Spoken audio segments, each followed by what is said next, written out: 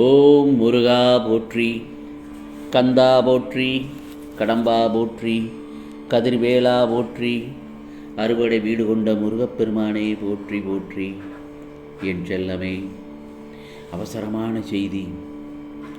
இந்த முருகப்பெருமான் உன்னிடம் பேசியே ஆக வேண்டும். இது திருச்செந்தூர் முருகனின் உத்தரவு. என் செல்லமே, நீ ஒருவரை பற்றி மற்றவரிடம் பேசுவதை விட அவரை பற்றி அவரிடமே மனம் விட்டு பேசு. அந்த இடத்தில் உனக்கான பிரச்சனைகள் அப்போதே தீர்ந்துவிடும். ஏனென்றால் வாழ்க்கை குறுகியது. அவற்றை சிறப்பாக மகிழ்ச்சியாக வாழ கற்றுக்கொள். பலமுறை சொன்னது போலத்தான், கோபம் தேவையற்றது. அதை தூக்கி எறிந்துவிடு என் செல்லமே. அதைவிட பயம் மிக மிக மோசமானது. அதை தைரியமாக எதிர்கொள்ள கற்றுக்கொள். நினைவுகள் இனிமையானவை. அதை ரசிக்க கற்றுக்கொள். ஆரம்பத்தில் காட்டப்படும் அன்பு, பாசம் எல்லாம் கடைசி வரை வரும் என்று நம்பினால் இந்த பிரபஞ்சத்தில் மிகப்பெரிய முட்டாள்தனம் வேறு எதுவுமே இல்லை. அடுத்தவர் மீது பழி போடுவது மிகவும் சுலபமான காரியம். ஆனால் அதே பழியை நீ சுமக்கும் போதுதான் அடுத்தவரின் வழி என்ன என்று உனக்கு தெரியும். இந்த நல்லதொரு காலை பொழுதில் இந்த திருச்செந்தூர் முருகப்பெருமான் உன்னிடத்தில் அவசரமாக பேச வந்திருக்கிறேன். நான் சொல்வதை கேட்பதற்கு முன் வெற்றிவேல் முருகனுக்கு அரோகரா என்று பதிவிடு என் செல்லமே. நிச்சயமாக நீ நினைத்தது எல்லாம் நிச்சயமாக நடத்தி காட்டுவேன். பொய்யை சொல்லி 1000 உறவுகளை தக்க வைப்பதை விட உண்மையை சொல்லி தனிமரமாக இருப்பதை மேல்தானே. மனசாட்சி மட்டும் கடைசி வரை நம்மிடமே இருக்கும். பேசுவது ஒரு திறமை, ஆனால் பேசாமல் இருப்பது அதைவிட பெரிய திறமை அல்லவா? மற்றவர்களுக்காக விட்டு கொடுத்து போவதும் அனுசரித்து செல்வதும் தவறில்லை. ஆனால் இதையே வாழ்க்கையாக்கி கொள்ள வேண்டாம் என்றுதான் உன்னிடத்தில் நான் எச்சரிக்கை செய்து வருகிறேன். அமைதியாக இருப்பது மிக மிக கடினமான விஷயம்தான். ஆனால் அப்படி இருக்க பழகிவிட்டால் உனக்கான நிம்மதி உன்னை தேடி வரும் தானாக. உன் எண்ணமும் செயலும் நேர்மையாக இருந்தால் நீ வைக்கும் குறி யார் தடுத்தாலும் நிச்சயமாக அது தப்பாது. காலத்திற்கு பேசும் சக்தி கிடையாது. ஆனால் காலம் அனைத்திற்கும் நிச்சயமாக பதில் சொல்லும். நடந்ததை எண்ணி அழுது கொண்டிருப்பது வாழ்க்கை அல்ல. அதை மறந்து நம்மை அழ வைத்தவர்கள் முன்னால் சிரித்து வாழ்ந்து காட்டுவதுதான் உனக்கான வெற்றி என் செல்லமே, உனக்கான சிறப்பு கூட. ஆகவே வழியில் மிகப்பெரிய வழி என்ன தெரியுமா? நம் கூடவே இருந்து சிரித்து பேசி பழகி பிறகு நம் முதுகில் குத்தியது மட்டும் இல்லாமல் ஒன்றுமே செய்யாதது போல் நடித்து கொண்டிருக்கும் அந்த போலியான உறவுகள் தான். புரிகிறதா? சூழ்நிலைகள் மாறும்போது சிலரது வார்த்தைகளும் மாறும். ஏன், பலரது முகங்கள் கூட மாறும். நான் ஒன்று சொல்லட்டுமா?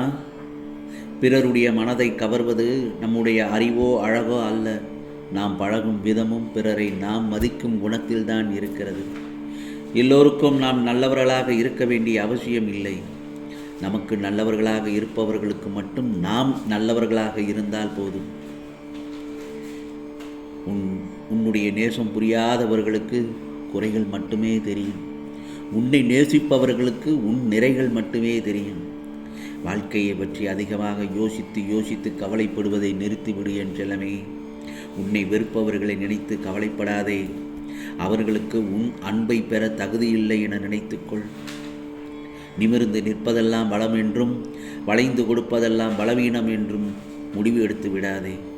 இதோ நிமிர்ந்து நிற்கும் வேலையை விட வளைந்து கொடுக்கும் வில் அம்புதான் தூரமாக பாயும். ஆகவே மனநிலைக்கு ஏற்றார் போல பேசிவிடாது. ஏனென்றால் மனநிலை மாறலாம். ஆனால் நீ ஒவ்வொருவாக பேசிய வார்த்தைகள் ஒருபோதும் நிச்சயமாக மாறாது. என் செல்லமே, எங்கு சென்றாலும் உன்னை பற்றி குறை கூறவே சிலர் காத்து கொண்டிருக்கும் உலகம் இது. உன்னை பற்றி குறை கூற அவர்கள் உத்தமர்களும் இல்லை. கூறியதை நினைத்து கோபப்பட நீ கோழையும் இல்லை. மீதம் எவ்வளவு உள்ளது என்பது தெரியாமலேயே நாம் செலவு செய்வது தான் இந்த காலம். உன் கைரேகையை பார்த்து உன் எதிர்காலத்தை நிர்ணயித்து விடாதே.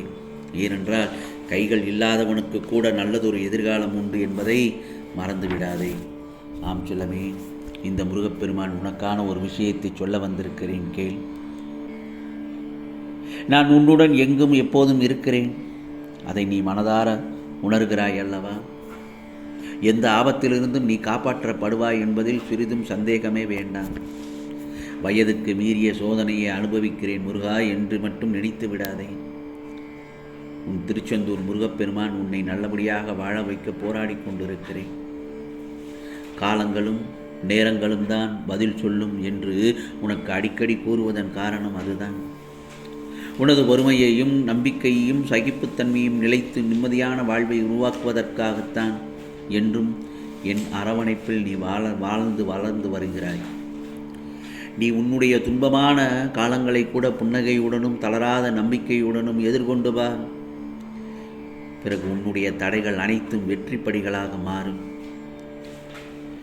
நான் சொன்னதை எல்லாம் பின்பற்றுவது கொஞ்சம் கஷ்டமான விஷயம்தான். இருந்தாலும் அதை ஒரு முறை மட்டும் முயற்சி செய்துதான் பாரேன்.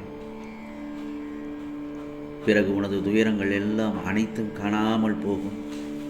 நாம் சந்தோஷமாக இல்லாவிட்டாலும் பரவாயில்லை. நாம் அன்பு செலுத்தும் உறவு சந்தோஷமாக இருக்க வேண்டும் என்ற உறவுதான் உன் வாழ்நாளின் பொக்கிஷம். வாழ்க்கையில் தோற்றவர்கள் 2 பேர்தான். யார் தெரியுமா? ஒருவர் யார் பேச்சையும் கேட்காதவர், மற்றொருவர் எல்லோருடைய பேச்சையும் கேட்டு நடப்பவர். ஆகவே நமக்குள் உள்ள உயிரே நமக்கு சொந்தம் இல்லாத போது இடையில் வரும் உறவுகள் நிலைப்பது என்பது முட்டாள்தனம்தான். ஆகவே வாழ்வில் எல்லா பயணங்களும் சுகமாய் முடிவதும் இல்லை. வழி தவறி போகும் சில பயணங்கள் தான் வாழ்க்கையே கற்றுக் கொடுக்கிறது. பிறரை பற்றி அறிந்து கொள்ளவும் வேண்டாம், உன்னை பற்றி பிறருடனும் பகிர்ந்து கொள்ளவும் வேண்டாம். அவை 2மே உன் நிம்மதியை கெடுத்துவிடும் என்று மட்டும் மறந்து விடாதே. நான் இவ்வளவு நேரம் கூறியதை மனதார கேட்டு விட்டாய் அல்லவா? நான் சொல்வதை மனதார கேட்டு அதில் நீ நான் சொல்வதை பின்பற்றி நடந்தாலே வாழ்க்கை உனக்கு சொர்க்கமாகும். நன்மைகள் செய்திருந்தாலும் இறுதியில் இந்த சுயநலம் உலகம் உன்னை பார்த்து கேட்கும் கேள்வி ஒன்றுதான். நீ எனக்காக என்ன செய்தாய் என்றுதான். புரிகிறதா? ஆகவே கூட்டத்தில் நிற்பது எளிது, தனியாக நிற்கத்தான் தைரியம் தேவை. ஆகவே நான் சொன்ன அவசரமான செய்தி இதைதான். மனதார கேட்டு விட்டாய் அல்லவா? நிச்சயமாக உனக்கானது எல்லாம் இன்று நல்லது நடக்கும். நல்லது மட்டுமே நடக்கும். அதுவும் நன்மையாகவே இருக்கும். ஓம் சரவண பவ. ஓம் சரவண பவ. ஓம் சரவண பவ.